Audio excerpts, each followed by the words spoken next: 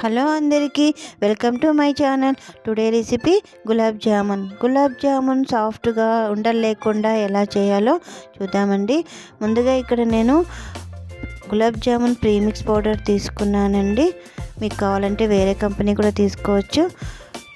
కొద్దిగా వంట సోడా వేసి బాగా మిక్స్ చేసుకోవాలి. తర్వాత ఇందులో పాలు వేసుకోవాలండి. కొద్దిగా పాలు వేస్తూ వేళ్ళతో ఇలా కలుపుకోవాలి. మీరు కావాలంటే వాటర్ కూడా తీసుకోవచ్చు, కానీ పాలతో చేస్తే చాలా టేస్టీగా ఉంటాయి. ఇలా ఉండగా చేసుకోవాలండి. సాఫ్ట్గా కలుపుకోవాలి. చివరిగా కొద్దిగా ఆయిల్ రాసుకొని మూత పెట్టి పక్కన పెట్టుకోవాలి. తర్వాత పిండికి సరిపోయే చక్కెర తీసుకొని అందులో వాటర్ వేసి బాగా మరిగించాలి. చక్కెర కరిగేదాకా గెంటితో కలుపుతూ ఉండాలి. బాగా మరిగిన తర్వాత అందులో కొద్దిగా యాలకుల పొడి వేసి బాగా మరిగించి పక్కకు పెట్టుకోవాలి. ఇప్పుడు పిండి బాగా నానింటుంది కదండి, అది ఎలా ఉందో చూద్దామండి. చూడండి ఎలా సాఫ్ట్గా ఉందో పిండి.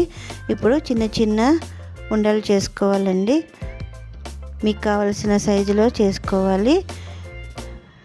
తర్వాత డీప్ ఫ్రై కోసము కడాయిలో ఆయిల్ పెట్టుకొని కొద్దిగా హీట్ అయిన తర్వాత ఒక్కొక్క ఉండలు వేసి స్లోగా కలుపుతూ ఈవెన్గా అన్నీ కలిసేట్లా తిప్పుకుంటూ ఉండాలి. గోల్డెన్ కలర్ వచ్చే వరకు వేయించాలి.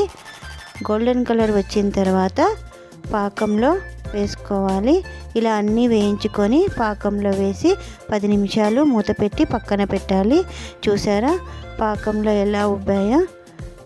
10 నిమిషాల తర్వాత చూస్తే బాగా ఉబ్బాయి, చాలా సాఫ్ట్గా యమ్మీగా చాలా బాగున్నాయండి.